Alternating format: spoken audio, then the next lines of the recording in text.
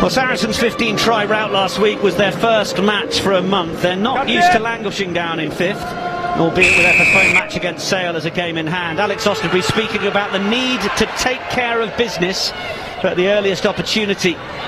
They may have won the title last June, but they have never won here. For Exeter Chiefs, well, they've won 5 on the spin, winning since that season opener against Gloucester Hartpury. Can they keep the walls of Fortress Sandy Park free from this London invasion this afternoon? Great to have your company if you're on BBC iPlayer, BBC Sport website or Premier15s.com. It's going to be a nice floated ball over the top from Cantona, but a little bit of loose ball, but it is going to turn into an opportunity for Claudia MacDonald. Susie Appleby really enjoying the use of her summer signing. Cleona Maloney, partner Claudia MacDonald, not one for the big cities, so very keen to make the move down to the southwest, and Claudia MacDonald happy to go with her, and committed, play on. Certainly showing all her skills as a back three player during that Rugby World Cup warm-up games as well. It's an area where Chiefs really want to use her. England, of course, do want to keep an eye on her skills at scrum half as well, make her that utility option. But this is Liv McGovern taking it on physically.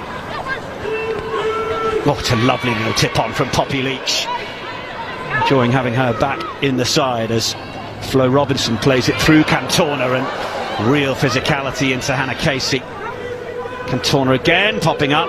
It's just been nudged forwards by Ebony Jeffries, so this will be first real period of possession for Saracens, and Holly Aitchison has nudged that well. It's not quite gone into touch though. Tidied up by Robinson, and is this going to provide Saracens with an opportunity to attack? No, it's a loose ball, and Kate Zachary's going to be the one to be the first on it, and this is a foot race as Zachary decides to go down on the floor and will then play it away. Needs one of the speedsters to take up the cudgels. Outside the 22, Saracens have just got their numbers back in time, but over 2,000 fans are straight into voice. Away from Laurie Kramer. First start for the Australian. Cantona. Just the sort of territory game that the Chiefs will have wanted. It's going to ask questions of this Saracens defence. What a lovely miss pass, sending away Jeffries, looking to try and switch with MacDonald. Always manages to beat defenders. Wonderful head-to-head against Jess Breach. Cantona got up a real head of steam, but actually ran out of room to perhaps make the pass or the offload, and has ended up being turned over by the Canadian prop Alex Ellis. Oh, what an opening couple of minutes, Rocky Clark. I was having a lovely little break there listening to you. 3 minutes of playing high tempo, that was amazing. We're seeing Saracens who are just trying to get rid of possession. We're just seeing the big collision now by, is that Hope Rogers, I think, carrying hard. Some big collisions. Ball just a little bit slippy. Kate Zachary going through, kicking through. She's done really well to get on the ball and pop to one of her teammates, but it's all go from Exeter. Sarri's making the safe clearance.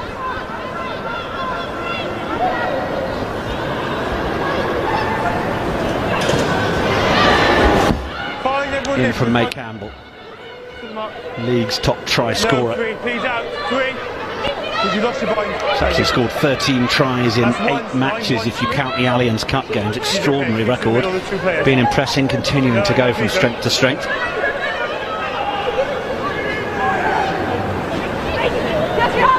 Ball's a little loose. Okay, knock-on advantage. There is going to be the knock-on advantage, well advised from the touchline, and there goes Hope Rogers, 41 capped USA Eagles international.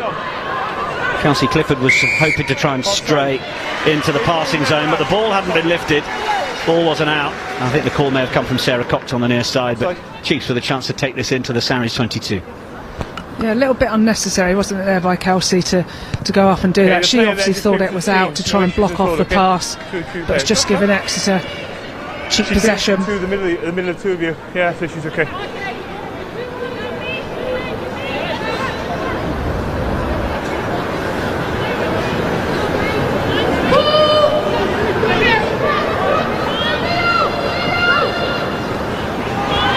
Good contest. Sarries get the first bit from the line out right. Exeter, I should say, down from Leach, but actually they have lost it as it came to ground. Infante. Use it. Just wanted Poppy Cleal there. Oh, just kept in field, and Robinson trying to just tiptoe inside the line, but eventually shoved out. That'll do from Campbell in order to give Saracens the line. We're seeing that familiar theme from Saracens, aren't we? Not playing in their half, just kicking it away, making sure they've got a good chase, all connecting. Break from Taka. Cleal. Textbook tackle from Maloney. Sarries wanting to come around the corner again. Good. Lou McMillan. Then it's Grace Moore. Half roll on the floor, and Infante will get quicker service. Oh, but that's the charge down from Liv McGovern. And then we'll get the pop ball away, but it won't quite reach the hands of Poppy Leach. Instead, Saracens will get it back through McKenna. Do they think they might have found Exeter Chiefs a little short on the near side? Well, no. The answer is Sydney Gregson is bundled to the floor. Move, she's pinning you. Packer, change of footwork, triple teamed by the Exeter Chiefs defence. Aitchison. Okay, wait forward. Little shift of the body. Now down for Meryn Doidge.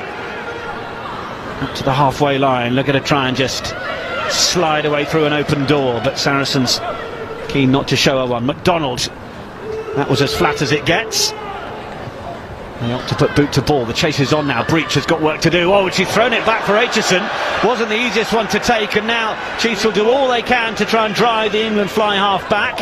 It's gone over the try line. No, you're out of the game on the floor, so it's a penalty against you. Oh, and it's gone against Flo Robinson. Because you're on the floor, so you're playing on the floor. Doing everything she could to try and win the ball, but our referee Dan Jones, as you can hear quite clearly, saying playing the ball on the floor. Saracens will breathe again, but my goodness, pressure there from Breach to Aitchison. That was a huge amount of pressure, and Exeter really come out the blocks. It's great to see the physicality that's coming from the Exeter defence, and they're just applying so much pressure. A little bit too much there from Flo, but certainly questions asked of Saracens' defence early on. It's Liv McGovern who charged the ball down. And they've had a couple of these opportunities where they've just got in behind Sarries. Yeah, a few mistakes from Saracens as well, which will be letting Exeter back in. Stay and there. There goes another one. Good. Loose ball at the line out. There's the footwork from Maisie Allen. First mention of her in anger this afternoon, and it's a lovely offload game that goes from Rachel Johnson on, and then they're going to get the chance to put McGovern in at the corner. Exeter Chiefs open the scoring at home against the champions. Liv McGovern with her second try of the season. Kiwi into the team to help a better kicking game, but it was simply catch and gas that was needed for that one. Outstanding try by Exeter. They've been threatening all afternoon, and you can't get better than that with Kate Zachary. She's such a phenomenal player. Her offload, she goes through, it's getting tackled, arms get three, and just finds her player just to put her fly half away. Liv McGovern straight over, easy score for her. But lovely to see the offloading game coming from Exeter. Quick hands, just beaten defender. That's an easy finish. The ball got kicked away, I think. Key play from Zachary, as you say, Rocky Clark. McGovern up to 59 points now with that second try in the league so far. What were you calling? It's a tough opening kick, but oh, sorry. She's certainly shown that she can slot a few this season.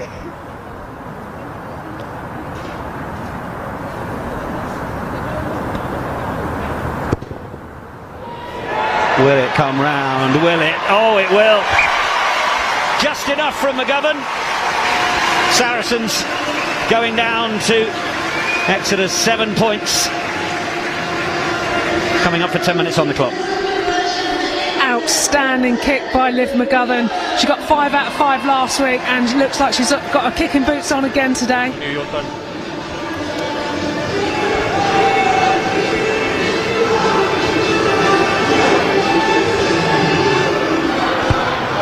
Saracens welcome back a lot of their England stars last week. Those 15 tries against DMP doing just the job in terms of getting rid of a bit of ring rust, getting them up to speed. Alex Osterby did say that there was work to do around decision making at the breakdown and how cynical they were at the ruck. If I say cynical, I mean clinical. Maybe both. Yeah, maybe both. Quite right.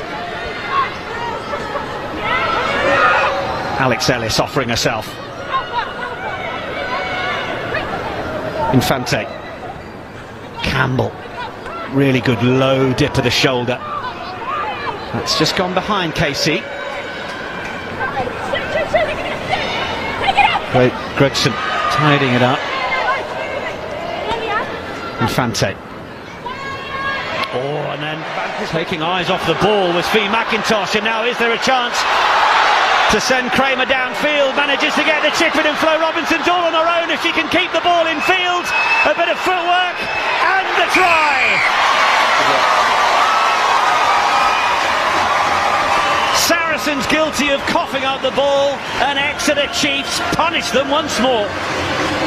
And it all came for that woman who's on fire today already in the centres, normally a number 8. Kate Zachary gets that ball out wide, and then a superb finish there by Flo Robinson, the youngster, 21 years old. She got her 50th cap for Exeter last week. She's a mature head on young shoulders. Outstanding finish. The composure to kick that ball through, back herself. And she'd gone straight over. Brilliant finish. On the 5 is good. It was lovely work from Laurie Kramer as well, wasn't it? Heard Susie Appleby talk before this match of how the former Waratahs player is full of energy. Well, she needed to be full of precision in order to thread that ball through for Robinson to control. Blink of an eye. Next to the Chiefs have got 12 on the board.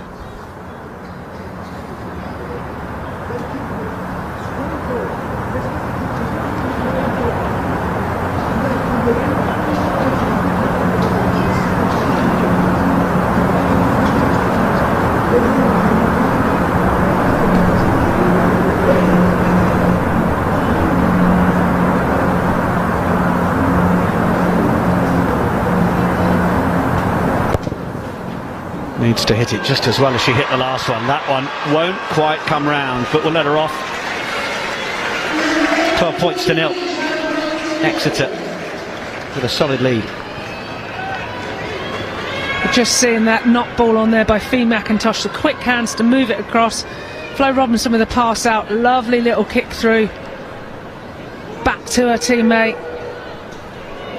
And Flo's on the ball, nobody's near her. I think the hardest thing she had to do was stay on her feet to dive on it.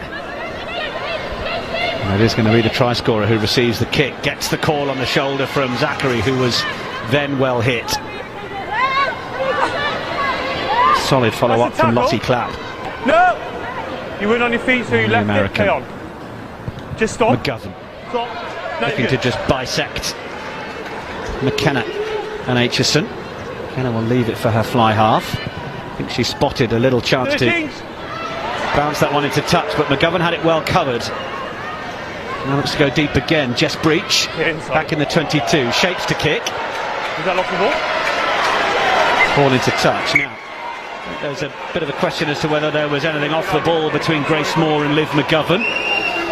Quick ask from Kevin Williams to Sarah Cox. And just at the minute, Poppy Leach is having a stretch out. Sydney Gregson's not happy about something, is she? I'm just wondering if she got taken off the ball. Yeah, it's all fine. Can't see it from that angle. Lovely. Well, I think Gregson went for afters and ended up coming off worse, so I'm not entirely sure. Yeah, I don't think there's much in that, to be fair. I think she got to just desert a little bit there now.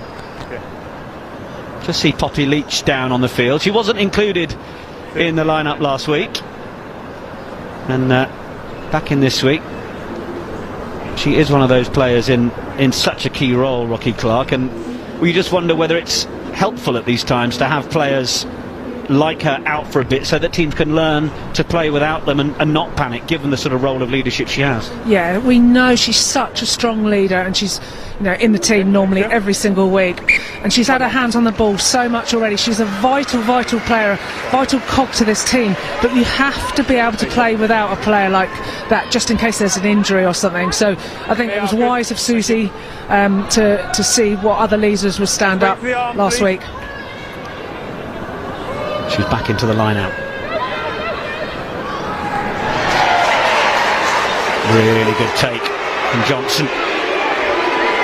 Now they're asking plenty of the back line to get involved in this maul. And they are rumbling forwards. Ball with Maloney. That's once. Goes to ground. It'll be used by Robinson. Cantona is just going to carry Hannah Casey, given the job of stopping the USA international. Saracens not rolling away, and Marley Packer needs to be a little careful. No, not going to Okay, first one, not rolling away before the tackle. Let the ball go 7. Penalty here. On the mark, on the line even. Well, that's Marley Packer who's caused that second one, but a quick tap now. Okay, no hands! No hands! Exeter Chiefs were given the penalty initially, but ball not being given back by Marley Packer. And now there's going to be a yellow card for Poppy Cleal. Allow us to get off a minute. Okay, hands in the ruck, ruck clearly formed, waiting. Hands in the ruck, and okay, let's go. Referee Dan Jones really setting his stall out in terms of the discipline in that area of the field. It's the sort of thing the players want to see from referees, and he's been pretty decisive. Now then, Chiefs, have they managed to get the ball down? So no, ball is held up. It'll be a goal line dropout, and you could hear that distinctive call of the Infante. That winner the penalty will put a little bit of confidence back in that Sarries step. It will. That's the lifeline they needed, and you know, we talk about pivotal moments in games, and that could well be one. Okay, just missed touch straight down the throat of Kate Zachary. She will ride the tackle as long as she can. Robinson for Rogers.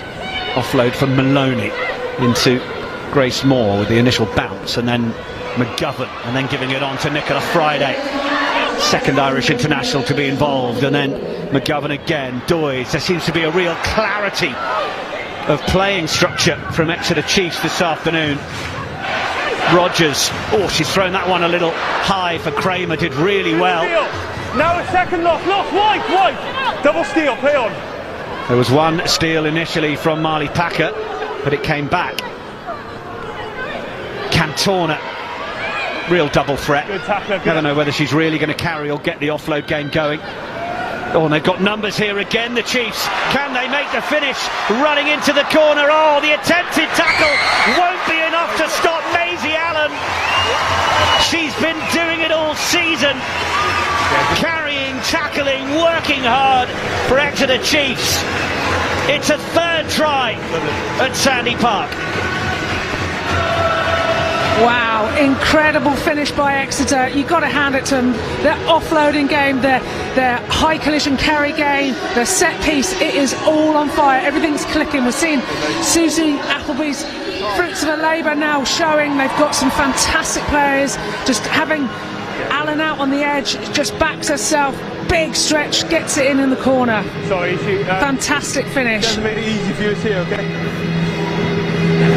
Going from left to right and back again, Exeter Chiefs are just managing to make Saracens look like they're missing about 4 players. Thank you. Exactly, Saracens are chasing the game, aren't they? So obviously they're a player down, so it's difficult to get somebody into the rucks to slow the ball down, because they need players on their feet, because otherwise they're getting done for having huge spaces on the pitch. But once they get Poppy back on, they need to think about slowing down Exeter's ball, because they are just going from width to width, and it is crucifying Sarries.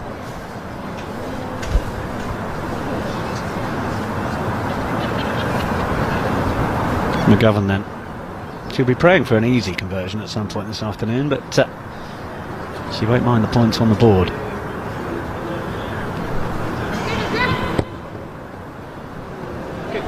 Not quite going to carry. Exeter Chiefs up to 17 though, and boy will this home crowd be enjoying what they're seeing. Just a team with clarity of thought and deed at the minute. When it's going right, it's going right. Absolutely, they're executing. I love how they're going to the gain line and they're executing the pass right at the crucial moment. So ball's out in front of the attacker, running onto it, they're running at pace and they're able to break down that gain line. We've not seen an awful lot of Saracens in the Exeter Chiefs half. Maloney, little show. Robinson, McGovern. Feed it on. Oh, the tackling is just poor. Cantona. And then the offload again. Jeffries continuing to go. Happy to just try and keep the tempo going once more. And then it's Rachel Johnson. And then it's offload to Kate Zachary. And Zachary is straining in the 22. Kate Zachary for the bonus point try.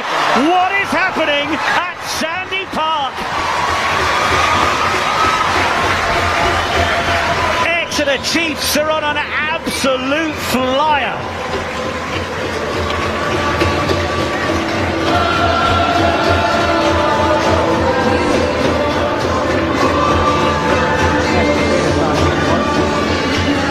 My goodness, the Exeter freight train is on its way. Nice carry here by Rachel. Goes through, offload to Kate Zachary. We've said her name a lot today and she's just gas, isn't she? She has breach hanging off her, but no one's going to stop Kate Zachary. Sevens player, Olympian, World Cup player. You're not going to stop her from that far out. Using those seven skills. We said we wanted, or that McGovern might have fancied a slightly easier effort in front of the posts. It was manifested. Do not adjust your sets. It is currently Exeter Chiefs 24, Saracens 0. This is a Saracens team riddled with internationals. Grace Moore, Marley Packer, Poppy Clear, Leanne Infante, Holly Aitchison. Well, 7 through 11. All England internationals. But at the minute, they are a shadow of their former selves in the face of what is a comprehensive and superbly accurate Exeter Chiefs performance. Plenty of the game left, but what a start this has been by the home side.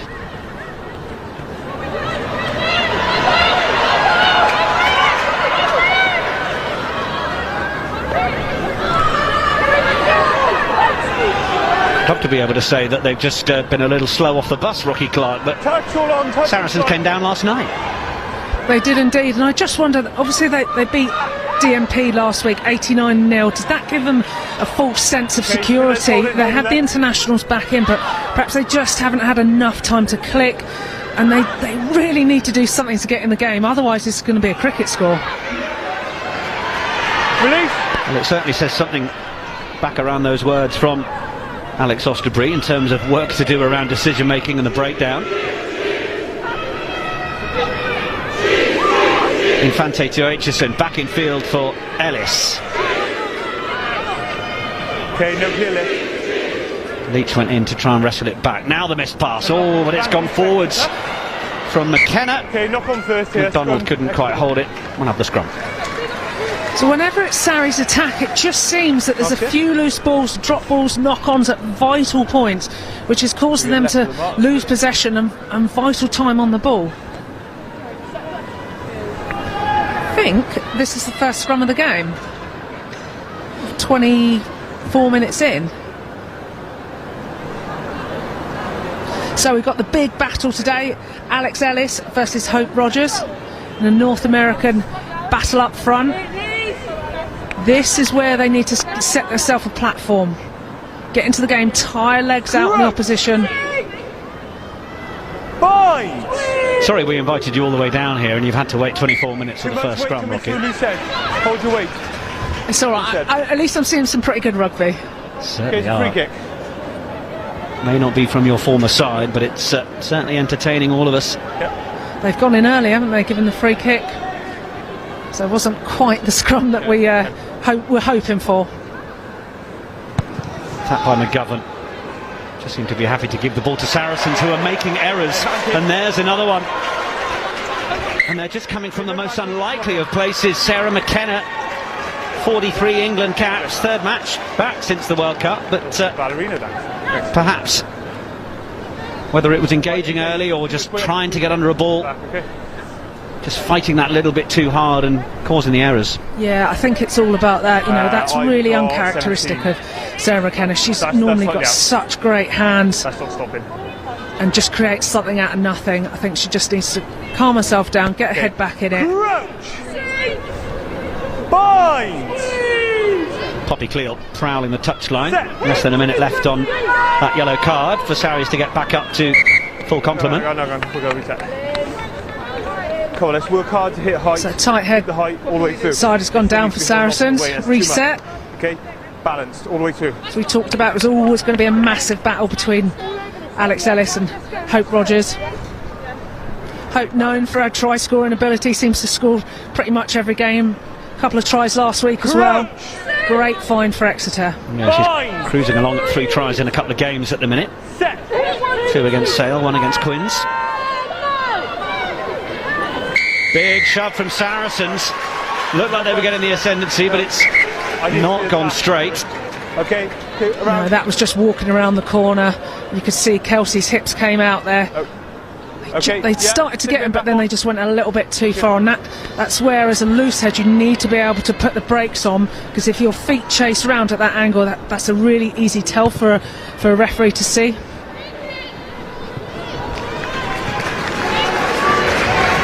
Quick mention to our colleague Matt Merritt, who's full of horrible stuff, sat on his sofa. He'd love to be out and down here, but hope you're feeling better, Matt. Hope the display from Exeter Chiefs is warming the cockles. Quite the game we've got.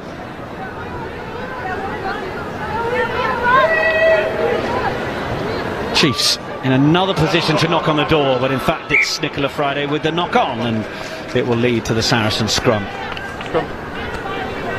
She was captain of the Exeter Chiefs last week, Nicola Friday, in the absence of Poppy Leach. Susie Appleby happy with that captaincy residing around the second row. Phenomenal player is Nicola, really big strong ball carrier, known for her line out skills. All the way through, please. Real asset to the Exeter team. I'll move that way when I'm... Yeah, that's right. Crouch! Bind! Set! 1, 2, 3! In 9. Plenty of pressure on that Saracen scrum, and even on their put-in, they're conceding the penalties, and Flo Robinson does want to go quickly. Maisie Allen, of course, she got close as well. Friday trying to barrel away through. Stunning strength from Hannah Casey. Now there's an offside penalty against Saracens. No hand 5, let it come. It's still an advantage. That's a knock on. It's just gone forwards off Chiefs. Offside. Wait. Offside, hands in front. Another tap. Rogers is going to be the one to go this time. Saracens eyeing up try, Exeter eyeing up try number 5 here. Friday. 2 Saracens players just stopping the Irish international. Bit more depth now. McGovern, more width. Doidge, or maybe it had to go. Held up. Kramer was outside. Time off. 7, let go, please. 7. Marley Packer. 7. Okay, I need a captain, please. Well, let's just have a little listen into this. Captain. Okay, no, it's a penalty for offside, okay? That's the second time in this area the players have been offside in this area, okay? Yeah. This is a warning for offsides, okay? Can you have a quiet word with them? Thank you. The offside here, isn't it? Okay, so Marley's just receiving the information as captain to tell her team that they can't be offside. It's happened a couple of times. It's quite interesting, the battle between Marley and Flo Robinson, actually. There's a little bit of niggle there. Obviously love to see that as a forward battle. But is that what had you smiling a moment ago? Yeah, absolutely. I was like, oh, that's the second time. But yeah, it's certainly pouring down with rain now against Sarries, isn't it, with the pressure that Exeter are bringing.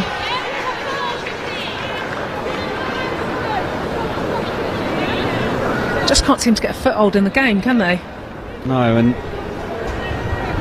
I think Dan Jones is looking after the encounter quite well, because he's sensing the pressure Saracens are under, and he's demanding that they act with discipline defensively. Hold! Wait! Down from Johnson. Call of heave from Sandy Park. They want try number 5 on the half-hour mark. It breaks up. Ball is there, and the try is scored. Hope Rogers gets over. It is try number 5. It's a 4th try in 3 games for Hope Rogers, USA Eagle. Those are the sorts of tries we see her score all season. But Rocky Clark, we just see Saracens getting into a slight huddle behind the posts. They've got some emergency patching up work needing to be done. What would be being said there? What would you be saying if you were in that ruck?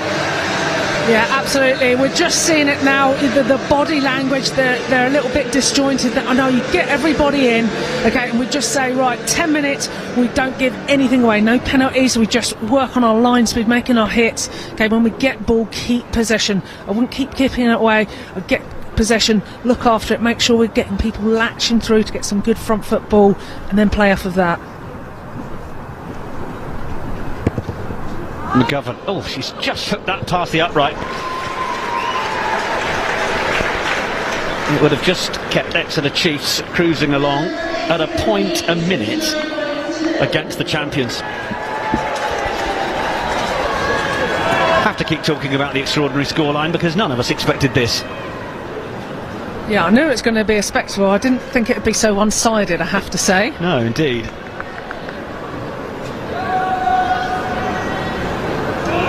Aitchison showing the developing commercial interest in the game with the cosmetic sponsor that Holly Aitchison recently revealed. Good eight. Just hope that just wait. As the game grows, there will be more and more brands and sponsors that see the value in the wonderful product that the women's game has become. McGovern in the 22. Just wait. Wait. Just out on the halfway, Leanne Infante considered the quick one. I think McGovern's having a really good game. You know, as a 10, you want them to be finding the grass rather than going straight down the full-back and wings throat, and she's doing really well bouncing that ball in between players, so there's the miscommunication who's getting it, or, you know, we've seen some knock-ons from high balls as well. Come on.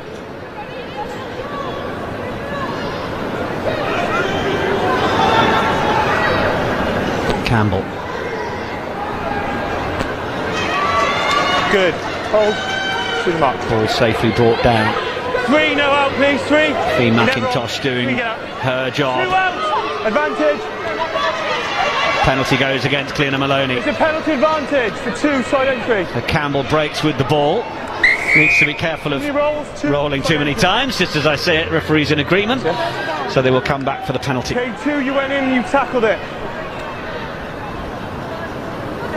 Yeah, please go.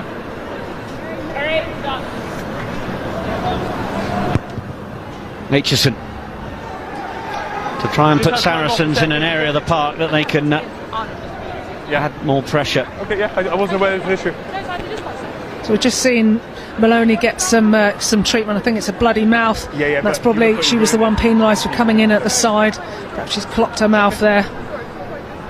You stay there. Just time off. I was just calling you in from going in. Yeah. So this could be the opportunity for Saracens to get the foothold in the game.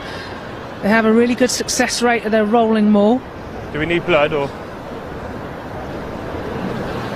do you want blood? Do you need blood, or just still got the stoppage as Maloney gets treated, exemplifying the competition that there is at hooker. Susie Appleby, real embarrassment of riches in several areas, but at hooker she's able to leave a World Cup semi-finalist on the bench in Emily Titosi. Maloney getting the nod this week. Titosi started last week. Wouldn't it be lovely to have that as a problem? Just rotating your amazing players to suit the game as well. Hey guys, we're gonna have to make Seeing Maloney come in, she's big, physical, powerhouse. I played alongside her at Wasps, and yeah, she is a hard ox to tackle. Very, very physical, very feisty, and probably what you need against the Saracens' back row.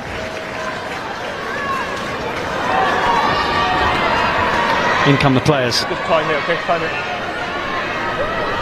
Saracens have to start turning this field position In the 5 into points Say more. as they try and tiptoe their way into the 22.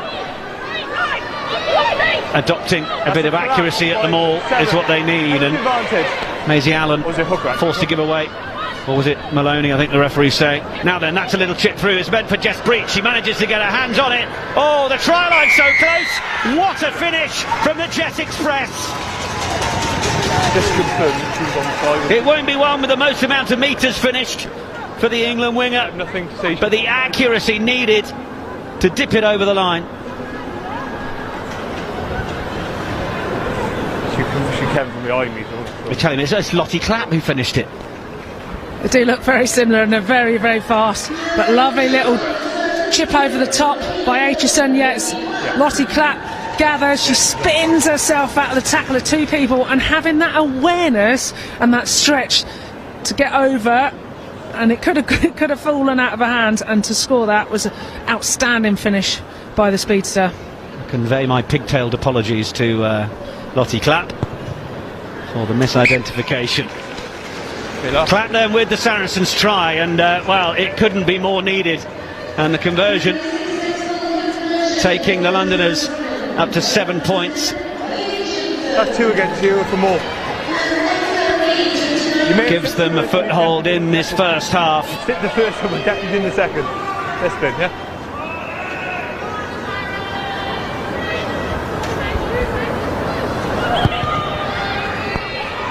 McGovern.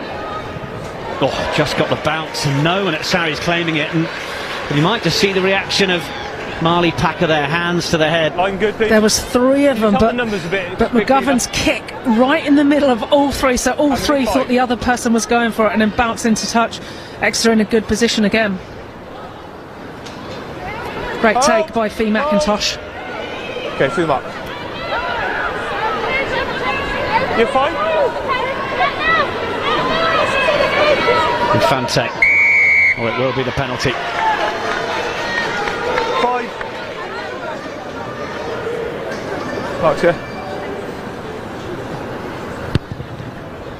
Poppy. Just a couple of things going That's 3 more defences. the way of Saracens, and we have just heard the referee turning around to Poppy Leach and letting her know that that's been 3 offences now in a row. I've had a word with them about more defences. Yeah, so they're going to be on the radar, aren't they, Nick?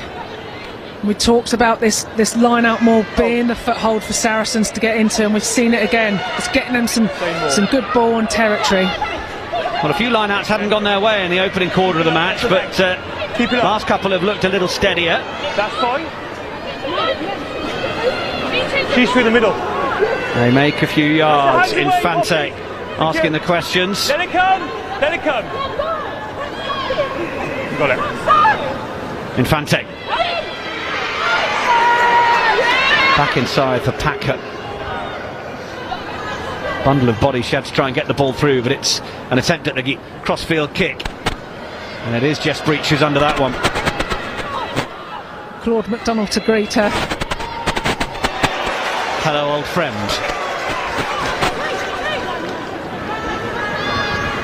Little chip through. Chase will be on, but Flo Robinson is in the backfield to try and tidy this one up. Little juggle. Just move out. Move out. Well, that one's come off the top of the boot and is going to come down. Alex Ellis wanted it, but it was Infante who got her hands on it, and then Aitchison who decides to just straighten this time with the carry. Infante. Campbell. Legal, fine. McMillan on from Cleal. Double teamed. In terms of Exeter defenders.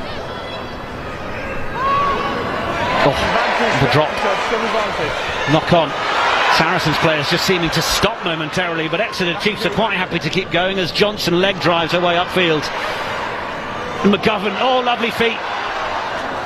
Out into the wider channel, it bounces, but it's backwards.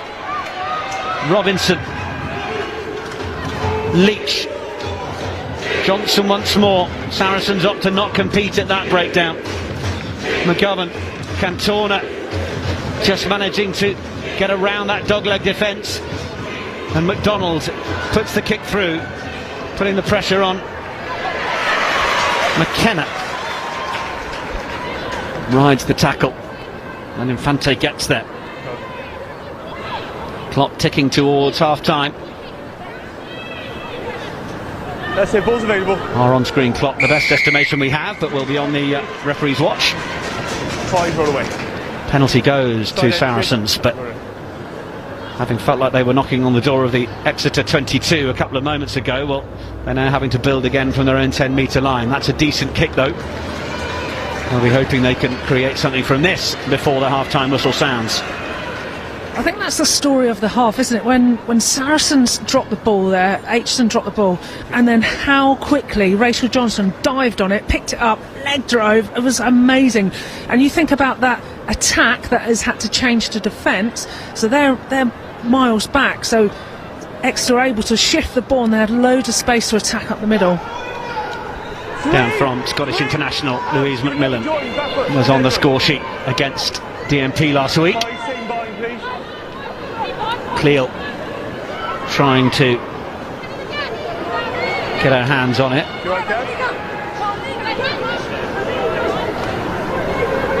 Okay, that's one. Saracens available. Ball is there. Packer. Haven't seen too many of the trademark Marley Packer carries. Such has been the Exeter Chiefs' defence. It's not quick ball, is it? Don't pull her in.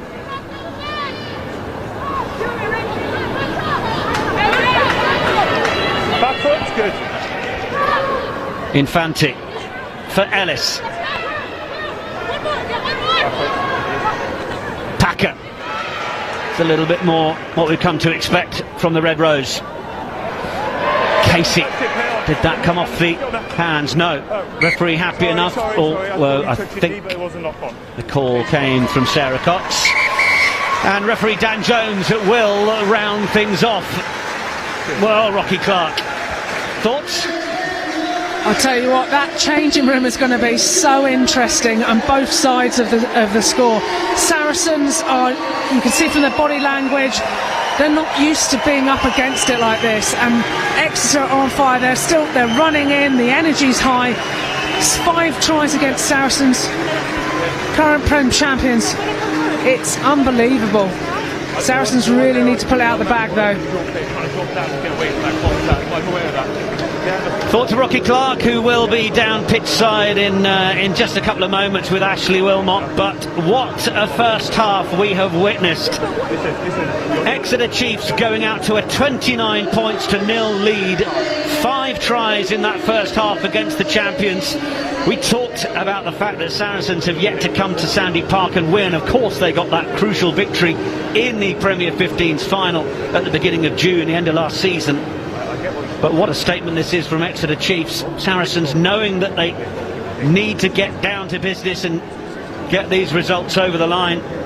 But they have some work to do. 29-7, the half-time score then. That last try of the half coming to Lottie Clapp. That may give them something to build on. Don't take your eyes off this one. Rest of the results so far in round 7. Bristol Bears winning against South Sharks, 48 points to 21, as you can see. Gloucester Hartpury continuing to march on, 7 out of 7 against Loughborough Lightning. Wasps handed the bagel at Twyford Avenue by Harlequins, 71 points to 0 there. And latest score at DMP, 5 on the board to the 19 of the University of Worcester Warriors.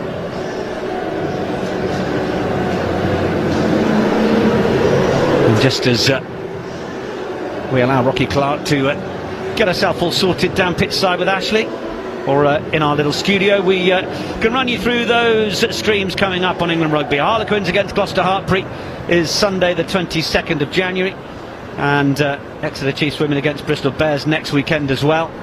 And the weekend after, Bristol Bears against Saracens, what a game that should be. And University of Worcester Warriors against Loughborough Lightning. I shall be down there at Six Ways for that one. Plenty coming up for you to enjoy. We hope you've been enjoying the first 40 minutes here at Sandy Park. Let's head down then and join Rocky Clark, who is with Ashley Wilmot. Ashley, all yours. Yes, 29-7. What a first half of rugby. 29-7. Saracens, I mean, they finally had an answer, but for so long, they just didn't. I know, you've got to hand it to Exeter. They have been on fire today. Kate Zachary, like, the girl has been putting people away, scoring her own tries. McGovern, again, kicking, being able to dissect Saracens, and it's been really tough for Saracens. And Saracens aren't used to being under that much pressure, and I think they've got to find the answers at half time. They obviously got a foothold into the game with their mauls, but it's about now coming out. They've got to come out first 10 minutes absolutely flying. I mean, just like Exeter Chiefs did, because I mean they just came out. Massive credit to them because they showed up today. Oh, they certainly have, and they're finalists. They're hurting from losing the final last year, and we know they're such a strong, dynamic team. The offloading game, the set piece, it has been outstanding, playing from width to width. I mean, Saracens, they might have been feeling confident after such an impressive win against DMP last weekend, and this is their second game. Let's remind ourselves, this year Exeter Chiefs, it's just their first game back. Were they feeling confident? Yeah, I think maybe that's given them a full sense of confidence playing DMP and winning 89-0, and perhaps they needed a harder game to bring them into this game, because the dynamics between the new players coming back in, the old players that have started the season, the World Cup players coming back, it's just not clicking at the moment, and I think they need to cut out the errors, make sure they have some possession, and then they've got to roll their sleeves up. Yeah, let's talk about that in a bit more detail in just a moment, but let's take a look at the highlights. Liz McGovern got things and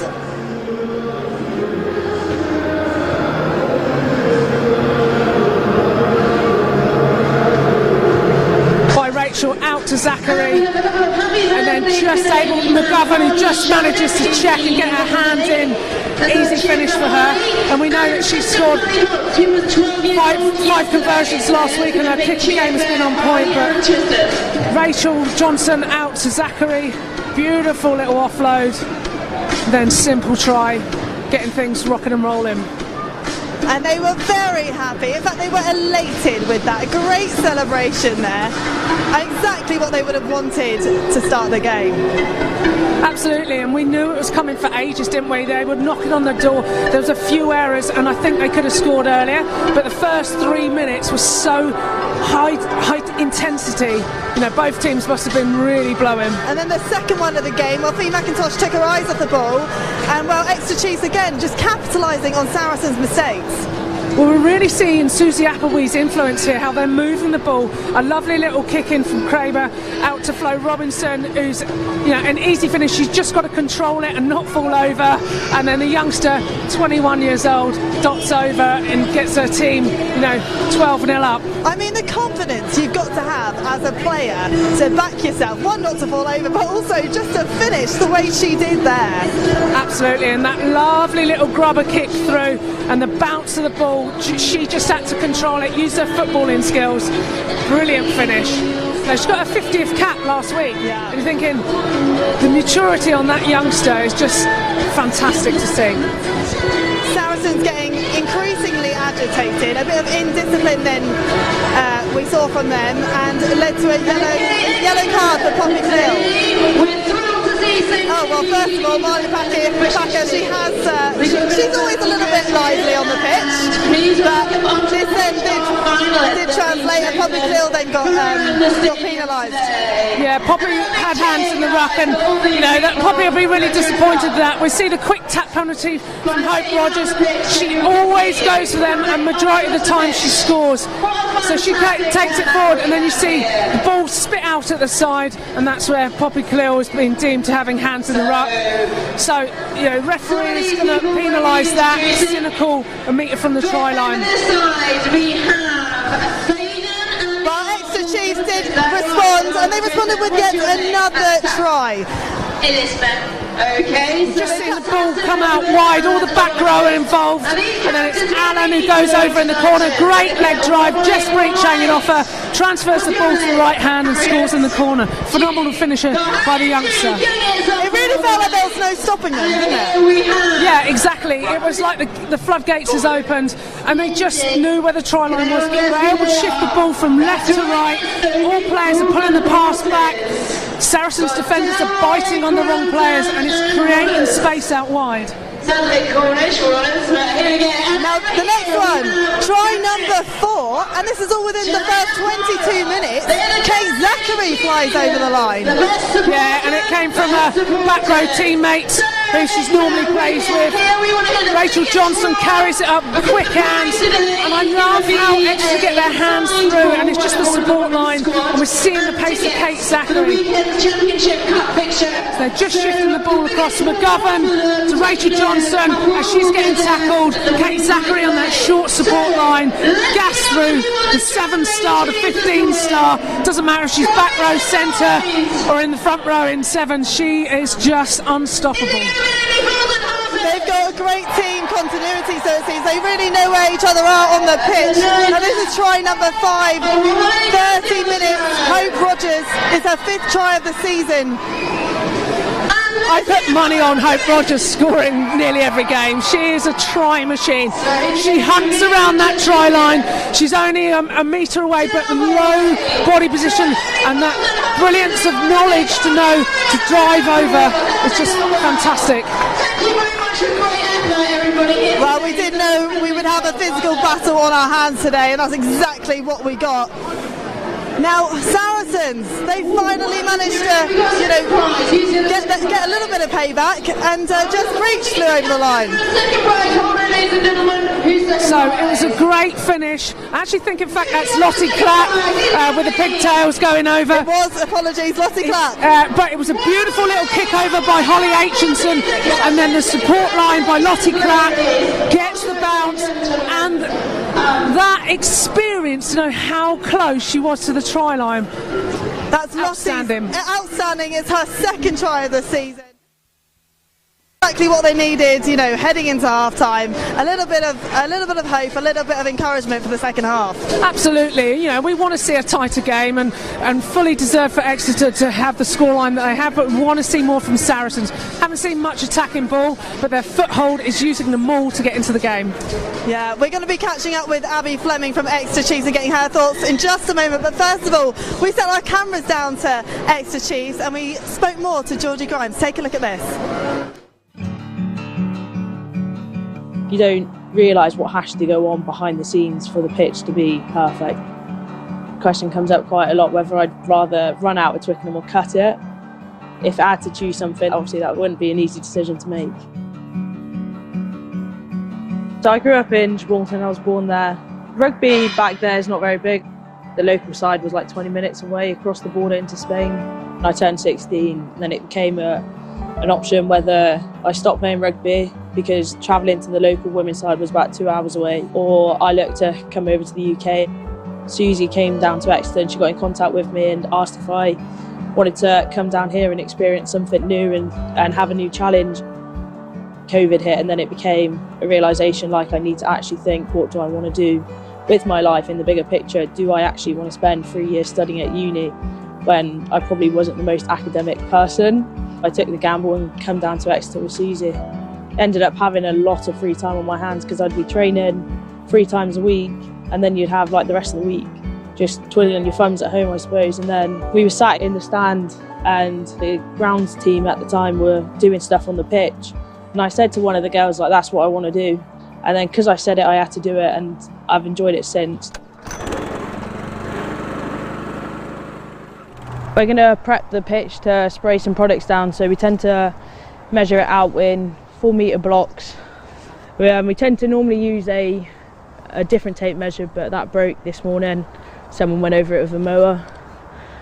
And we'll get the boom sprayer out and just walk up and down. It tends to be products that's going to help the pitch grow so that it's looking nicer for the weekend. What caught my eye for the job was how different it is to like your regular office job. I'm outside pretty much all the time. When the sun's shining, you're living your best life. we're marking out the pitch, so we're using a laser to make sure the lines are dead straight. So on the laser you've got like 2 guidelines that you'd match up to your white line. And once they're matched up, hopefully the reflector should also be matched up. So you switch your laser on, and then you're trying to find the reflector with the laser so that that is straight as well.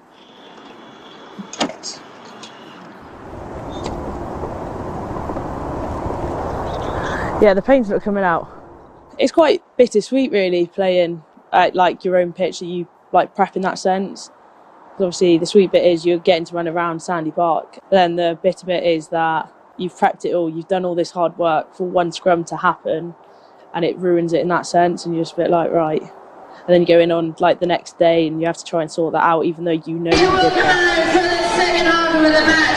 Do make sure to head to premier15s.com to catch up with all of our great content, heading to lots of the clubs around the country. Now we're joined by Abby Fleming. Just quickly on the screen you can see Exeter Chiefs have actually asked their fans to dress up as British icons. They're looking fantastic there. If you guys were in the stands today, do you know who you'd be dressing up as? I'd probably go as Ginger Spice, just because it's an old outfit of mine that I've done before, so it's fairly easy, got the right hair colour, so I'll go with that, I think. Absolutely love that, Rocky. And clearly I look like Madonna, so obviously I'll go for Madonna. Great answers. Right, Abby, just quickly, what are your team going to be wanting to achieve in the second half? You must be really pleased with the first half, but looking ahead. So at the first half, I think we've had some really dominant collisions. We've had our speed of ruck has been really good. We're very dominant in that contact area. I think we'd like to improve on our mouldy. We'd like to get that a little bit tighter. I think we'd like to take opportunities a little bit more, particularly maybe kicking for goal, kicking for post when we can. So, Rocky, what were you expecting from the second half? Yeah, I think we're going to see Saracens going to really have to come out and throw everything at them now. It's all about getting possession and trying to use that mould to get into the game. Well, let's take a look. Here's the second half.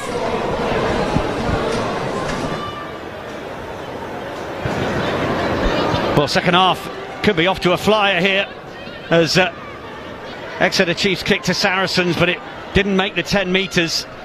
Marley Packer was the first one to get on it.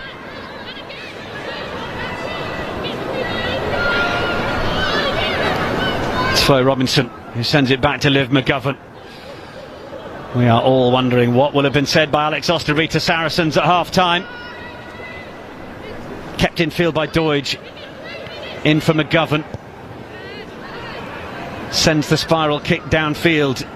Breach is under it. Plays it to Aitchison.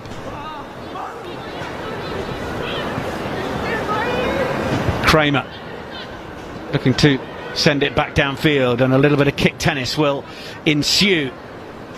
Back down for Doidge, and infield for McGovern. That's going to bounce up, but almost a little past Sarah McKenna, but she might have found a little bit of room here. But McGovern gets across well to field it, and it is real back and forth stuff. And wonder with the reliance on the kicking whether that's been part of what's been said at half time in terms of trying to guarantee a bit more space. But McGovern did well to field it. Away for Robinson. Down Infante. On for Aitchison. How many Liv McGoverns are there? Managing to just be where she needs to be each time, but that time it's charged down by Infante. And this will be just what Saracens want. For anybody wondering about all the kick tennis as it goes back and forth, sensing sometimes it might be a bit aimless, well, it's about inflicting an error, putting the pressure on. And this has given Saracens the possession here just outside the 22. We'll bring Rocky Clark in, maybe in about 10 minutes once she's recovered from having to sprint up the stairs back to our commentary position before they raise the gantry. It's Claudia MacDonald, who is well hit by her England teammate Holly Aitchison. Maisie Allen now with the carry, as Exeter Chiefs look to find more of what they did in the first half. A simply extraordinary first half if you're just joining us, but looks like Louise McMillan has managed to get on that. So May Campbell, not the biggest on the field, but pound for pound fights above her weight in terms of those collisions. Infante, then it's on for Kelsey Clifford, another one of those on the score sheet against DMP last week. Infante again, McIntosh. Just looked to try and sell the dummy. Then it's Packer.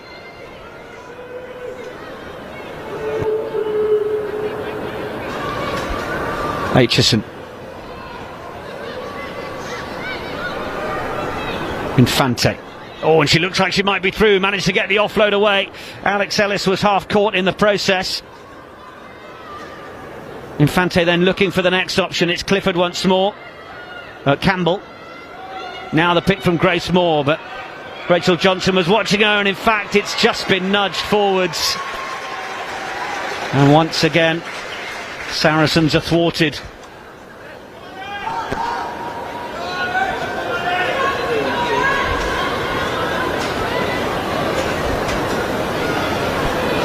So some decent attack there by Saracens that build in the phases. Probably just pushed it a little bit too much. 5 metres out, but definitely a lot more improved and looking after possession. Getting themselves into good positions. Lovely little quick tap by Leanne Infante. Little offload to Alex Ellis, who was under support. And the quick pick and goes as well. You got your breath back? Not really, I'm holding it in. I nearly had to Spider-Man my way up here because the what are they called? The stairs. The stairs get lifted up from the gantry, and I thought I was going to have to hang on. They do. Nearly missed the last bus, you know. We are just. Yeah, you can see our referee has just been reminded he might have forgotten to turn his mic pack on. Sarah Cox is hopefully going to help us out there, so that we can get a bit of improved comm sound from our referee. There we go. There we go. Good old Coxie. Okay, good to go. Is the shoulder all right? Yeah. Okay, let's go then. Time back on. Okay, let's stay. They certainly ramped up the half-time entertainment. Could you and Ashley hear each other down there? Oh my goodness, we were so close, like screaming. I'm not really sure what she said, but I just talked about what I wanted to, and that was fine. Fine. Insightful as ever, my dear. Oh yes. Chiefs going to be under a bit of pressure here, but Johnson decides to try and relieve that pressure with a really good carry. Manages to make a good 3 or 4 metres from the position of the scrum with Poppy Cleal in hot pursuit, and it's another solid carry. That's a rip before it went. But it's been well ripped. Could this be a chance? Oh, it's then been knocked on. There's such a sense of urgency from Saracens to just try and get something over the line. Just that one try towards the end of the first half. Oh, lovely from Sarah McKenna. And just eyes up the next and manages to get past Maloney. Infante fires it back for Aitchison. Yeah, that is inside. Hold it. It's definite strategy to put a bit more boot to ball from Saracens since half time. Oh, that is exceptional work from Doidge to then find the offload, and Allen then gets it on for Zachary. Zachary, who was on her bike in the first half, is going again. They're looking for support on the inside. Zachary nearly managing to step around, releases the ball and is then there to get it away for Allen. Leach nearly threw it in to Delika Menin. Rogers then for Doidge, looked to try and dummy and get rid of further Saracens defenders out in the far side. But what a key turnover that is, just as the Saracens defence was looking stretched once more. Fantastic defence there by Sarah McKenna. We've seen Zachary bolting down the wing. We've seen it so often, her being able to finish off tries, but it was McKenna who came across, made that tackle. Time off head. Absolutely vital tackle. And was able to slow down the ball enough. Okay. Exeter 2 replacement, please. 2 replacement, please.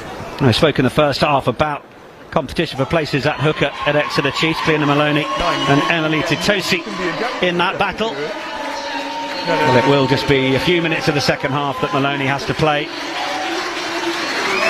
Took one in the mush in the first half and will now be replaced by the Canadian international. Yeah, you normally take a breath, don't you, when you think, oh right, that player's gone off, brilliant, and then you get Titosi coming on, you're like, oh my god. Yeah, I'm hoping they've got a weak bench. Benches are a really fascinating area today as well, both stacked with internationals. Okay, that's fine. Hold. It's going to be interesting as the Premier 15s develops. Of course, this the 6th season, the 3rd Can I still go forward? year of the second part, That's sideways. second cycle, shall we say. Saracens look to try and keep it tight. Fine, she's broke on her own. From next season, it's the start of the 10-year plan towards revolutionising and professionalising the women's game, or the women's club game, I should say. Clap with the carry.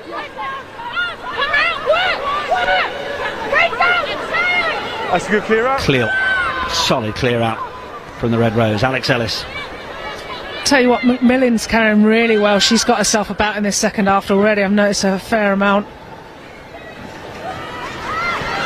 Clearance was, I think, just touched in flight, was it? But Okay, too many. didn't quite make the metres that was required. Or maybe On not. the line, Saris, please. On the line.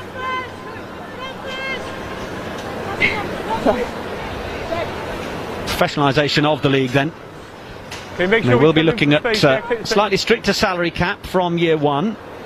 Just wonder what that will do for some of the internationals that have come over to the league and have been getting experience. They'll be looking to ensure that there's a decent number of English qualified players She's still in the air, averaged out contact. in the matchday squads over the course of the season. Okay, contact in the air. There's a fine balance that those in charge have got to consider in terms of keeping the quality of the league, making sure that it's a top product for investment, whilst also making sure that it grows at a sustainable rate. I'm glad I'm not the one charged with doing those sums, that's for sure.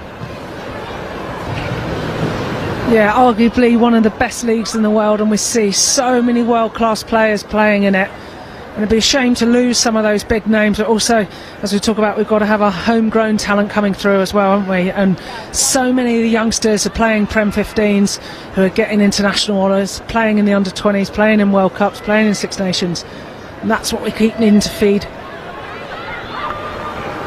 Voice of Rocky Clark, co-commentator here at Sandy Park, as the Chiefs look to start taking names again through Ebony Jeffries. Another characteristic carry from her, and Liv McGovern, who has just done everything this afternoon. Zachary will play scrum half, and then Delika Menin will look to try and ride the tackle. Grace Moore nearly managing to get the turnover, but it will in fact be the penalty to Saracens. On the floor, okay? Robinson again just trying to play, or in fact I think the penalty's gone against Poppy Leach or Nicola Friday. Take your pick. Another lifeline for Saris, getting outside their 22 up towards halfway. We talked about the importance of the maul, taking on Exeter at that, and if you can earn another penalty from that, then you know you're within the 22 and you're within a scoring opportunity. And it has to be an early score for Saris to even contemplate coming back from this. Use it. Away from Infante. Cleal.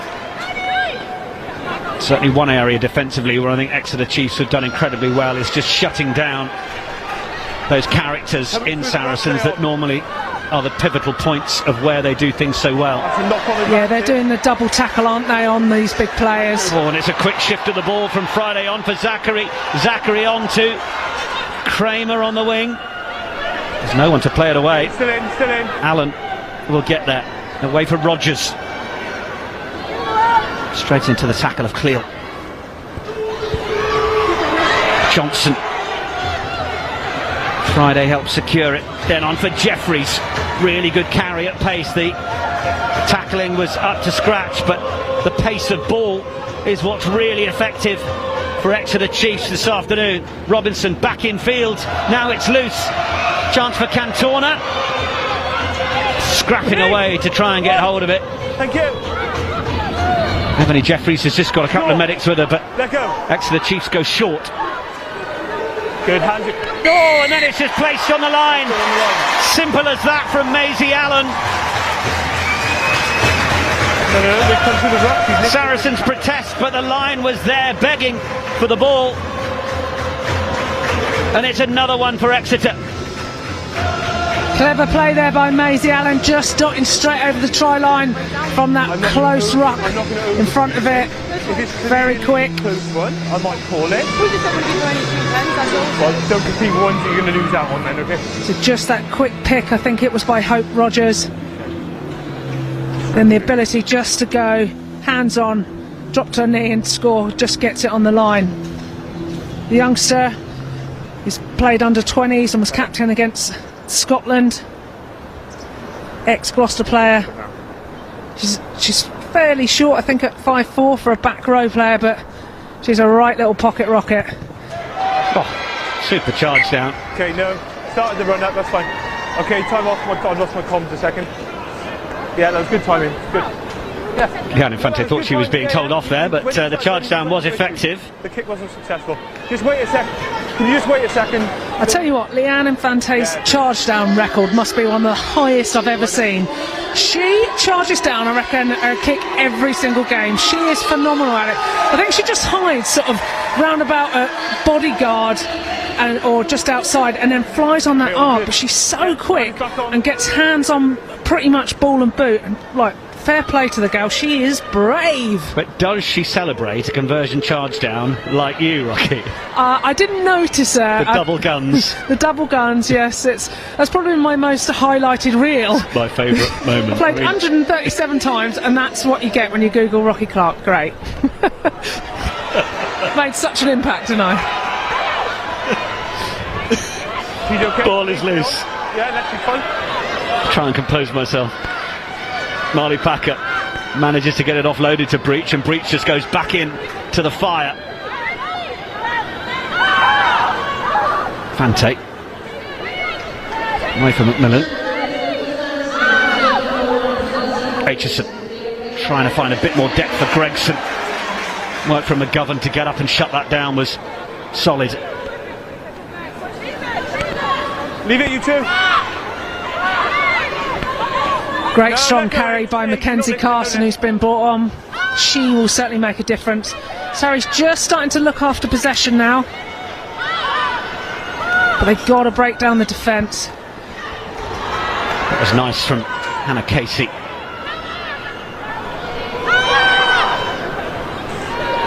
McGovern's just taken a bit of a shot in that exchange with Casey. Okay, it's off the ground. Now it's a ruck. Missed pass was right across the face of the Exeter Chiefs defence. Lovely distribution from Aitchison. The ball is there, she's not infecting it. Carson again who received it. Canadian international, then May Campbell. It's just a little slow and methodical from Infante at the base though, isn't it? Chiefs doing so well to disrupt and not allow the Saracens 9 any quick ball. I use it now. Ellis. Play on, she hasn't picked it up. Campbell wanted to try and take it quickly, but that one is not the easiest to take. No, The Chiefs aren't going to hang around while they have the knock-on advantage. You, okay, knock on, please. Anytime there's a turnover or a knock-on, Chiefs are trying to play it away really quickly, aren't they? And I think it's up to Saracens. If they make a mistake, they've got to kill the ball so the Chiefs can't shift it away, because that's where they're so dangerous.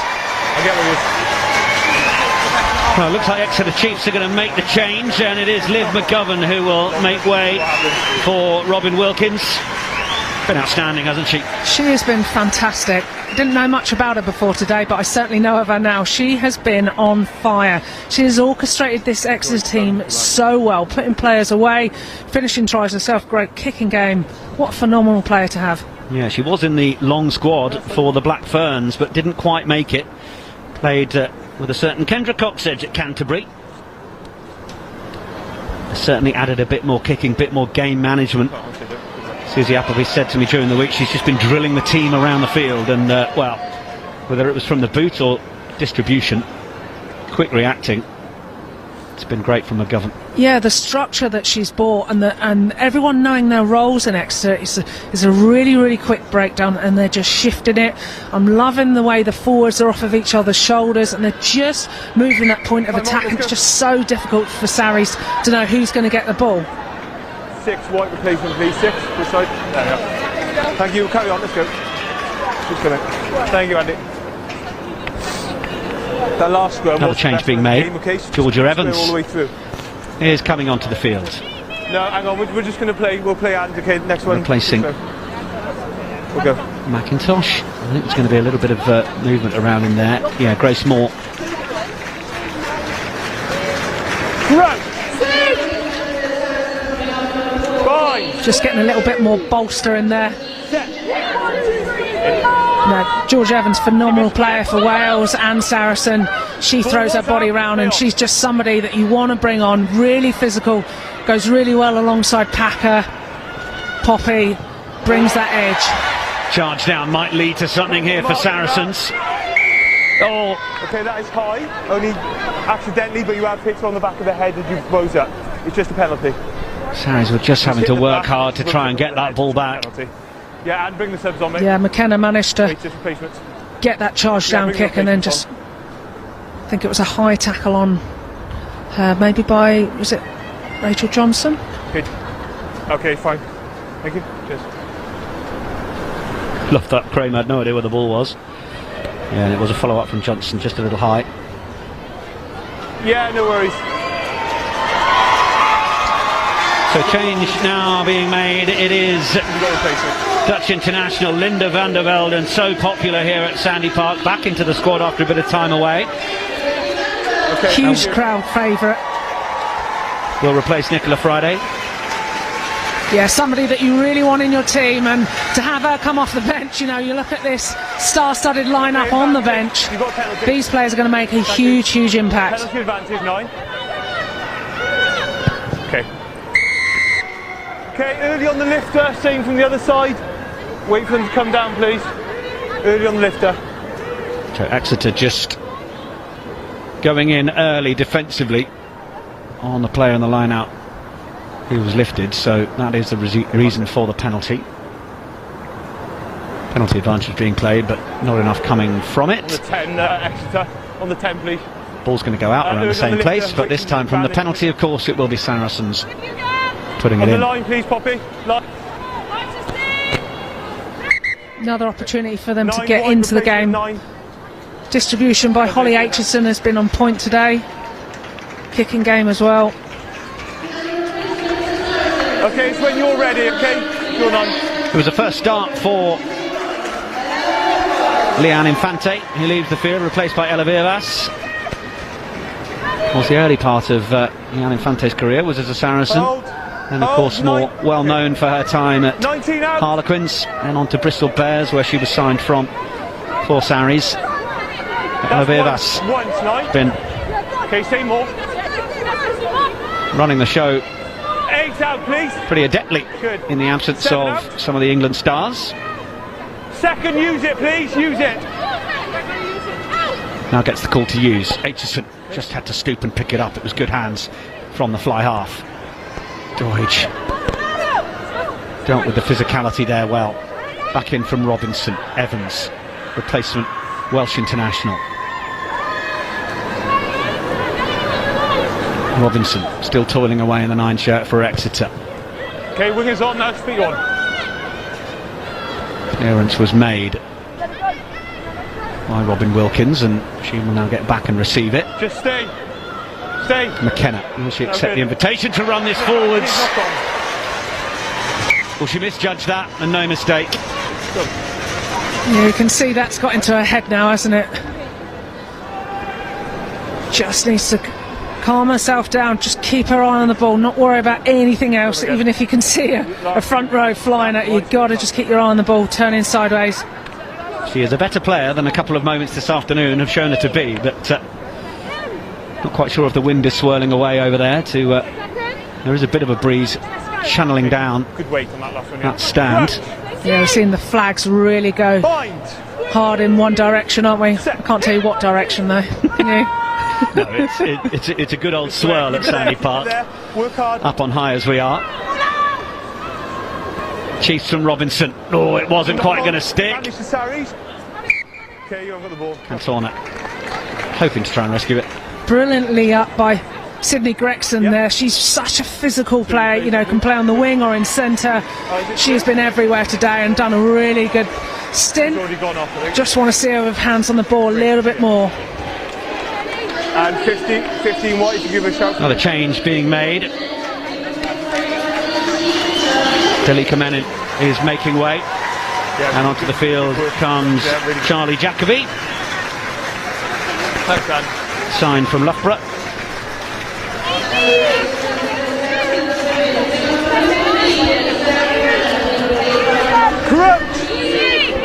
And Saracens make the change. You were just gesturing towards me, Rocky Clark, that might be a sound idea from Alex Osterbury, and they've opted to bring on Corinne Grant and Sarah McKenna, perhaps allowed to pull into the sheds and be kept fresh for another day.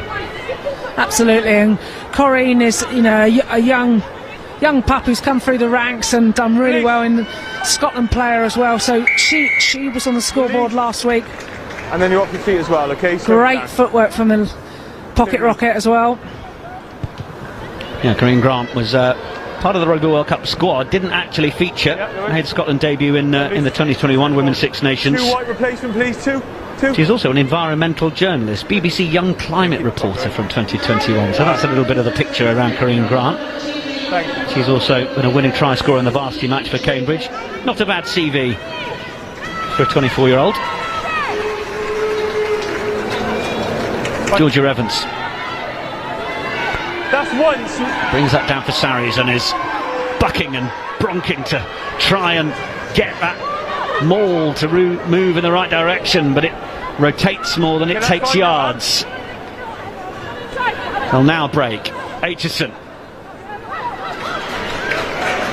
Lost, good. Middle switch wasn't quite working. Cleal just dummied the ball back inside for Packer. Advantage, too slow rolling. Penalty, you got an advantage, don't react, please. Aitchison needs to unwind the big one.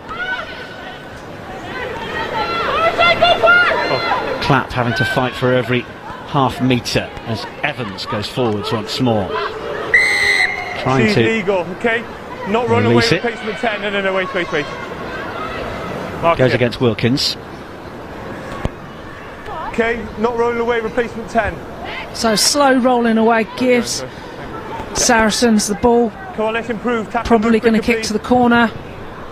Go with that trademark maul. Nothing here. You've got to back Saracens here to score, haven't you? They've been knocking at the door. Gone to their foothold that got them into the first half.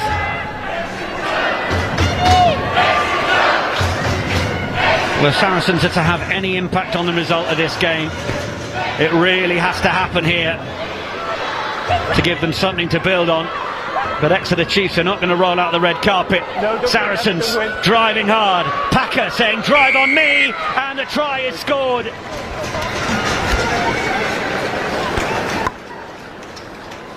Ball goes down with Sarries. It was the squad effort that made it happen. What's the score, Andy? Oh, the 3-4. Brilliant throw there by Jodie Retty. Recently onto the field, she has a phenomenal line-out throw. Can hit double top at the back, hits her woman, and then the big drive from Saracens to get them over the line, get them back into the game. They've just got to keep racking them up.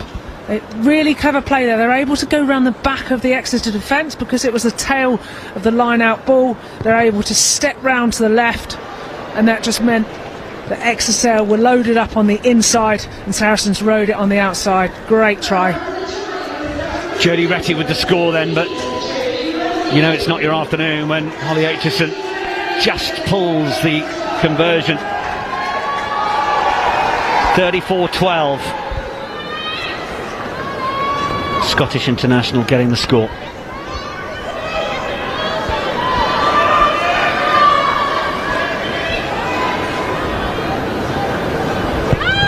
Wilkins, former Gloucester Hartpury player. Packer.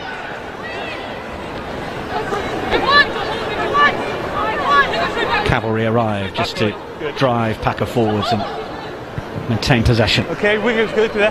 Aitchison. Oh, Maisie Allen tried to take it on the run, but that will be a scrum to Saracens. And that is the kicking game working well for them. Exeter 7 replacement. Holly Aitchison well rewarded for putting it in an area of field that caused Exeter to have to act swiftly. Yeah, we're seeing quite a few of these high balls drop. You just wonder with that wind, the swirl, and the lights that are coming on now, it's difficult to judge where that ball's going. Just bouncing off the chest of Alan there. So it gives Sarries the opportunity from halfway to utilise their fresh players that have come on. Adele McMahon then comes on for Maisie Allen. 2 tries for Allen this afternoon. She is in imperious form. Just inaccuracy again. Breach unable to hold on to it. Robinson. Leach. Wanted to get the offload away, but might have been better right in the contact. Hannah Casey has had enough of Exeter Chiefs just wondering what option they're going to do, so makes a solid hit. Cleel goes in for the turnover. Leach has to let go of this. Okay, no. There are lots of bodies, scrum white. Turnover is good, too many bodies on the floor. Chiefs fans don't like the sound of it, but it's absolutely the right call. Poppy Cleel getting over and winning that ball. Yeah, Poppy done really well there. Phenomenal player, you know, somebody you want on your team. She's a nightmare to play against. Such a strong carrier. She can create something out of nothing. Physical, lovely, soft hands. The vision as well. She knows the game inside out. Just want to see her a little bit more on the ball today. Earlier we saw the big hit from Hannah Casey as well. She's like an absolute bowling ball in the centre, known for her defensive efforts as well. Penalty Exeter Chiefs. Saracens have got nothing out of the scrum all afternoon. And look at the celebrations that the pack give themselves. Absolutely huge scrum from Exeter. We're seeing Jodie Retty come in, as well as Mackenzie Carson. Mackenzie's normally a hooker, so maybe players just out of position a little bit. But that was a really decent nudge. They went underneath, drove through.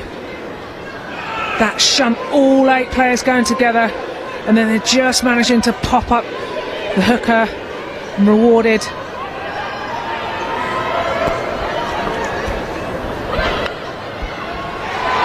Tosi. Brought down by Leach. So often a winning combo for the home side. Don't call me a penalty against you. Last chance. No out. Starts to rotate. Retty told to get herself out. It's to the middle of 2 players. And you can hear the referee advising that Poppy Cleel is in a legal position, so Flo Robinson is going to try and use this. Has a little look down the blind side, but there's not going to be an awful lot on down there. Van der Belden over the ball. Back in for Leach. Well tackled by Evans. Johnson. Good take from Cantona and the drive. Robinson.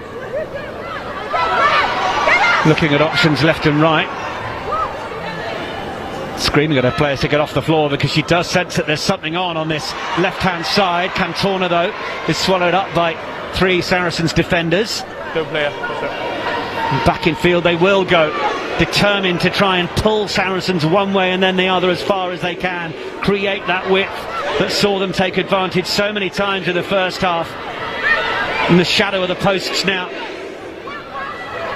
They've worked that central position. Tosi well down by Ellis. Advantage offside. Super tackle, but now penalty advantage being played. Okay, sorry. Saracens straying offside.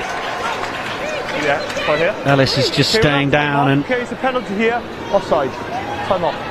looking at a bit of discomfort. Certainly hope that that's nothing too serious for one of Saracens' star players. Yeah, she got off the line well, made a big hit. Just wonder, is it her knee that we're looking at? Looks pretty sore. She's still down. She is a strong ox, and it takes a lot for her to go down. She's absolutely horrible to go against in training. Honestly, like, when you get in the way of her, you are absolutely black and blue with how physical she runs into you. I got 10.5. Yeah? There you go. Referee okay, it's going to be a is right in tune with our clock. 10.5 remaining of the game. No, I've called post already. Now, is this the sort of game, Rocky Clark, where as a Saracen you hear 10.5 minutes and go, come on, if we really sort ourselves out we can get 2 or 3 tries in that time? Or do you go, I wish it was the 79th minute because I'm ready to have my shower and get back on the bus?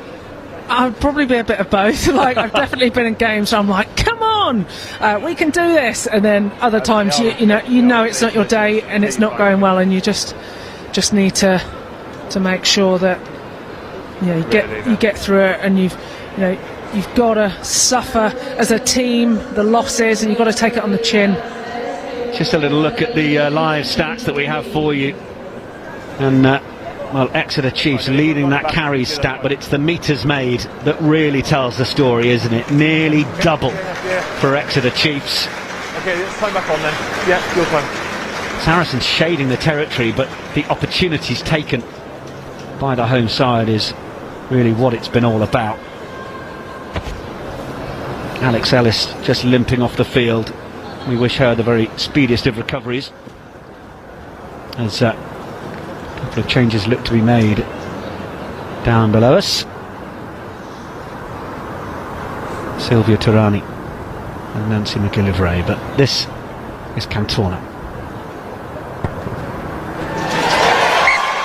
Just keeps the scoreboard ticking over. Yeah, bring more. And why wouldn't you?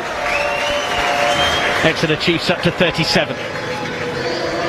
Yeah, just keeps ticking it over, and the game starts to get a little stagnant, so taking the points I think is clever to be able to get something from getting into the 22. Time off. Probably about 6-7 minutes left now. 11 and 6 replacement, 11 and 6. Who's 6? Katha Jacobs Yeah. makes her way onto the field for Saracens, South African. Signed a new deal in September along with the likes of Alicia Corrigan, Chantal Mile, Georgia Evans. Takes her place. Grace Moore leaves the field. First came across Katha Jacobs when we played as for the Barbarians at Twickenham against South Africa, and she was everywhere.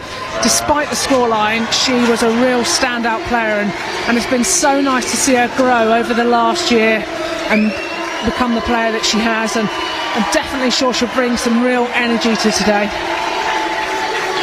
Brooke Bradley is another one onto the field and replaces Flo Robinson, who's put in such a good showing. Hope Rogers then making way as Silvia Tirani, the Italian international, signed this season from Colorno, makes her way on.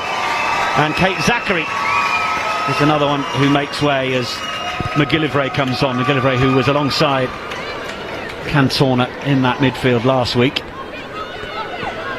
Zachary moving out to 13 to make way for Maisie Allen. You would have to say that Susie Appleby got all of those calls right in selection this week.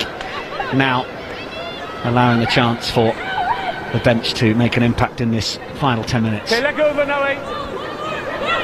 Fine.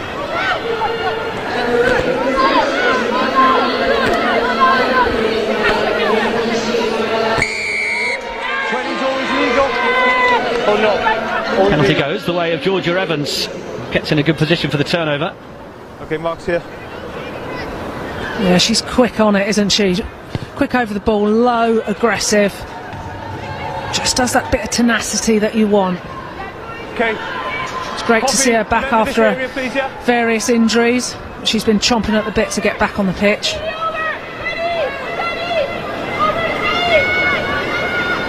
Sarries go to the tail.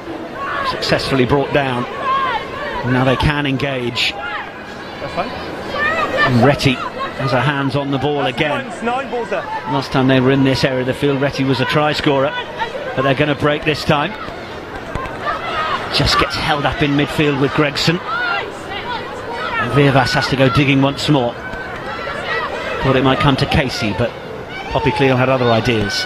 Then it's there for Evans once more. Looks to go low.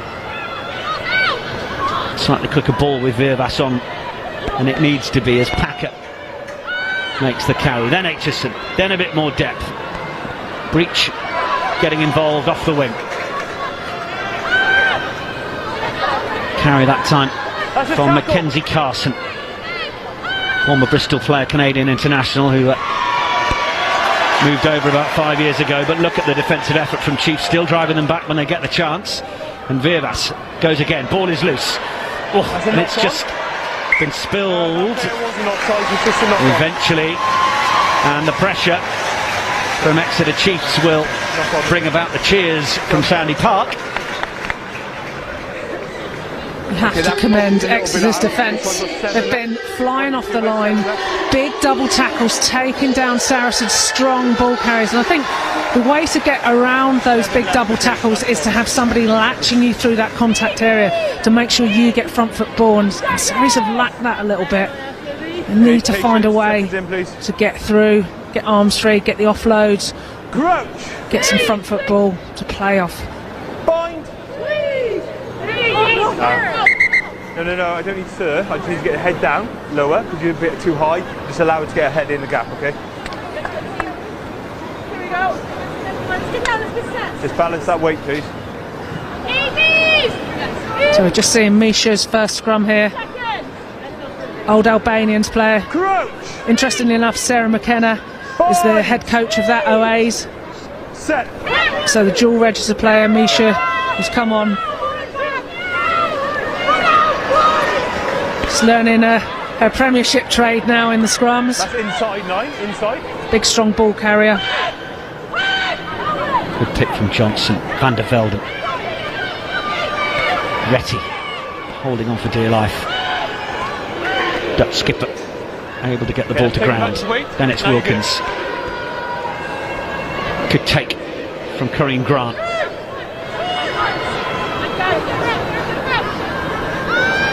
Us there eventually. Evans into the double collision. Carson. Sarries looked to the right. Aitchison eyed up the kick, but then fed it away to Retty, who lost the ball in contact, but it was just backwards. Packer wanted to just ask the question of the shorter ball through the gap, and then Poppy Cleal, look at the strength from the England number 8. Option of the ball back inside wasn't quite given to Packer that time. Make a few yards forwards, then the little dink, just varying the game, and it's taken by Breach, and then the offload. Can they continue to play from here as the big hits come in? Okay, there's no lift there, there's no lift. You're on the body, not the ball. Play on. Saracens continue to sense whether it's still on. Aitchison going through the gap. Cleal. Yeah, ball was out of the back, so there's no offside line. Play on. Offering herself and then having to tiptoe through the collision. That's a knock-on advantage. One of the Saracens players is down as Leach plays it away, and the ball is cleared into touch. Okay. Perhaps with a bit of consideration for the Saracens player who's down. I didn't quite see who it was, Rocky. I think it might be Jess Breach. Okay. Yeah. Time off. Quite Good far spot. away here, aren't Good we? spot. There you are. If it was the question of sport mystery guest round, you did well. Thank you very much. I am open to offers if they'd like to have me on. Get on the phone to Ugo Monya, I think, is your best bet. All right, got it.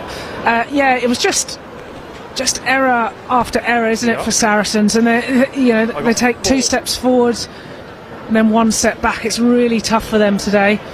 Great to see the back row combination of Marley and Poppy really playing off of each other well. We saw some increased speed into the contact area by Sarries, and they're just starting to break down that defence now. Well, to Rocky Clark, who's with us, as it looks like Jess Breach is safe and sound and able to carry on. Time on.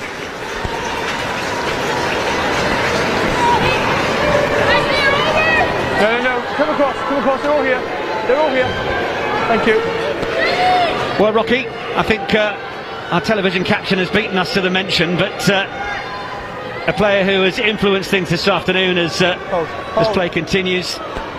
Your choice of player of the match? I think she's just been outstanding. As I said, I didn't know too much about her before, but certainly she was involved in everything, and I don't think there's any coincidence that the scoreboard hasn't been flying at the rate it was in the first half, because she's not on. Her orchestrating Exeter's attack, her threat on ball, her kicking, just playing in the right areas. She has been phenomenal. Oh, the ball's been ripped. Gavi Cantona doing what was required defensively, and Merindoy just steaming up, but now Corinne Grant might just go on an outside arc here, and Grant was just wary of the drift. Exeter Chiefs defence coming across, thought for a moment she might pin the ears back. As the game gets a little loose in the last few moments. Katha Jacobs was on the shoulder. Then it's Georgia Evans. Confirmation that as Marley Packer is tackled and loses the ball. We are seeing plenty of rare sights this afternoon from a Saracens perspective. Exeter Chiefs, the architects of the pressure, forcing the errors, uncharacteristic moments. But Marley Packer is not going to have the error on her record as she goes back and executes a superb turnover to give Saracens the ball back. England colleague Poppy Cleal will then take it on for a couple of metres. Oh, and then there'll be the run. Now is it going to be all the way under the posts for Louise McMillan? She's got the ball. Down 7 metres out. Oh, and look at the Chiefs managing to turn it over again. Brooke Bradley. Still in. 2 minutes. No 2 minutes on the clock. Bradley fires it back. Wilkins without much time. I think that's the story of the game, isn't it, for Saracens? They do something really well and then they just get unpicked, or that it's not clinical at the last pass, or we just saw a really, really good carry by the second row. Lou McMillan drives through, 5 metres away, fantastic tackle by Exeter, but she's isolated, nobody's with her, so that's a really quick turnover, easy pick off for Exeter to turn over the ball. Yeah, okay, HIA please, Andy. 14. So there was a bit of a tension previously with Jess Breach, and well, now after that last passage of play they've decided that we just got HIA, she will be called off for an HIA. As soon as they come on we can go. So there will be the option for Saracens to bring someone back on. We can go. We've got 2 minutes of the game left, 2 minutes.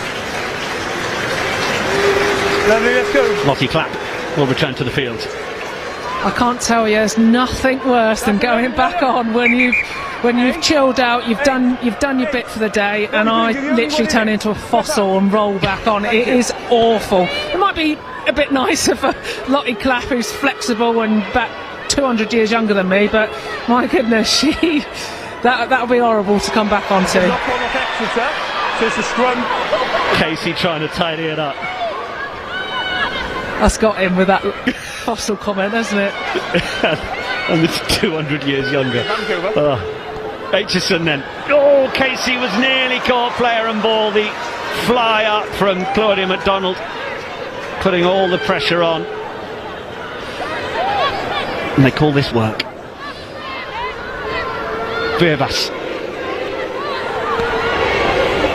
It's a very good carry from Mackenzie Castle when she's come on. I think she's met all across the gain line most of the time, being one of the brighter lights for Sarries off the bench. Clear was the dummy runner. Packer received it.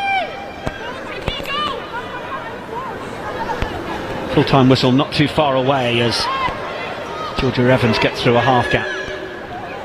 Aitchison, well, it was nice out the back, and then Grant looking to try and use the footwork, but runs into a swarm of black shirts.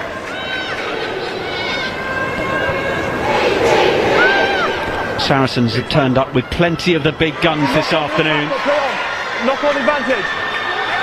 But they were met It's the end of the game, so play on. by an exceptional Exeter Chiefs outfit, who over the course of that first 30 minutes of the game absolutely blew the visitors away. Marley Packer trying to take it on herself. Call of maul, but she's managed to release it over the top. That was amazing. Georgia Evans then with the carry. Another big hit in the middle from Rachel Johnson. Viervas.